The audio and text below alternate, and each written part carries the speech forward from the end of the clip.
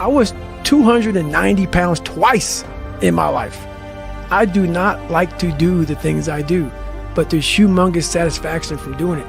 There's humongous satisfaction from lacing your shoes up saying, I don't really want to go for a run today. And then running.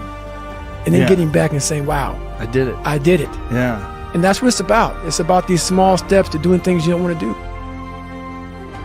It's the most powerful weapon. I talk about that in one of these chapters. Your brain is the most powerful weapon in the world. Once you put away your phones and your computers and all that shit we have nowadays, yeah, it's great. We're up to date. But your brain is the only thing you have when you're going through depression, when you're going through hard times, when you're going through death, real life shit. You can't Google that shit, man. You're alone.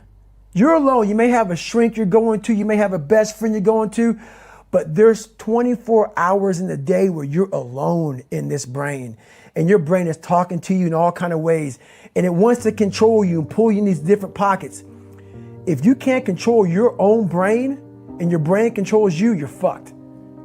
You got to tell your brain where you want to go and how you want to go and how you want to get there. You got to control it. If not, it's over. A motherfucker come wake me up at 3 o'clock in the fucking morning and say, hey, you got to get your shit in. I had no trainer. I didn't have a nutritionist.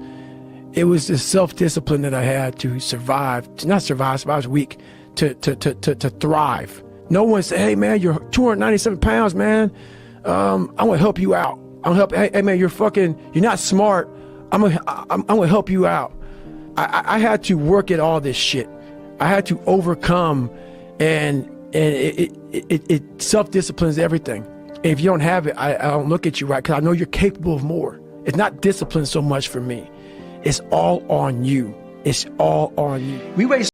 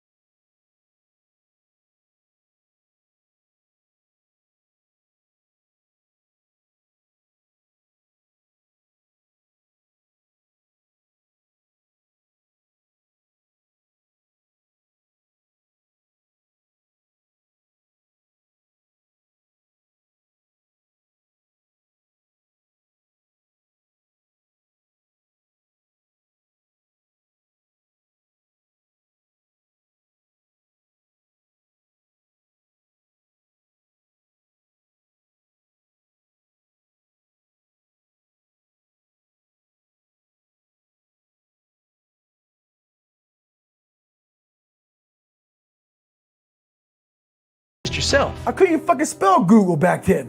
The shit didn't exist, man. What existed for me was, okay, man, how am I gonna fucking make this work? And all I knew back then was hard work. The only way anything gets accomplished. That's all I heard back in those days. You gotta work hard. You gotta work hard. I'm not getting I can't get this paragraph. I can't remember what the fuck's in this paragraph to pass this test to get in the military. Read again. still not getting it, read it again. But if you're not getting it, write it out. And that's how I started learning. Okay, well, I gotta write out every fucking thing I do. And then write it out again, and write it out again. And guess what happened? I got it. I can't swim, I'm negative buoyant. Go back again. I can't swim, go back again. Go back again, go back again. I got it. I realized if I keep going back and going back and going back until the shit just becomes, your mind will say, fuck, okay, we're gonna figure it out, because he is not going to stop.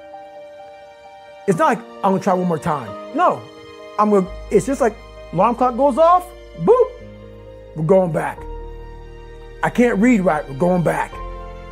I gave myself no way out, and my mind realized that. They said, okay, we're gonna adapt and overcome now. A lot of people say, like when I say trying hard, your mind knows, man. It knows this guy's bullshitting me, man. This guy's lying. There's no truth behind it. When I was in Navy SEAL training, people go, how were you there for 18 months? The program was only 6 months long. You were in 3 hell weeks in 1 year. No one's ever done that. How did you do that? I talk about the new norm. When I lived in a $7 a month place when I was growing up for a short period of time, I loved it. I didn't know any different. That was my norm. Once we moved out of that place, we moved to a $236 a month place. I was like, shit, I never want to go back to that little piece of shit. But if you go back to that $7 a month place and you realize this is where I live, this is all I got, your mind says, roger that, this is home. So when I was going through Navy SEAL training for 18 months and going back through all the hard parts over and over again, I told myself after the first time, I knew it was gonna be a long journey there. My body was breaking down. It was just how it was going on. I said, you know what, this is my new norm. So my mind said, it's like going to work. Like you go to work, you put your suit and tie on, I go into suffering every day. Every day, suffering, being broken, duct taping my feet up, stress fractures, shin splints, being broken. This is my new norm. And your mind says, if we're not broken, this ain't normal. We gotta be broken. So then your mind starts to get tougher and tougher and more callous. People go, how did you run on broken feet? Broken shins. My mind knew this is how we operate. We're in Navy SEAL training. This is what we are. I became hell. And that became my new norm. I gave myself no way out. There was nothing outside these walls of hell. Nothing. I love God, but for a short period of time, I became the devil, because that was hell. I became the boss, the owner, the CEO of Navy SEAL training. That was my mindset. And that's how you get through things. You immerse yourself in wherever it is, and you become that. You become that and give yourself no way out.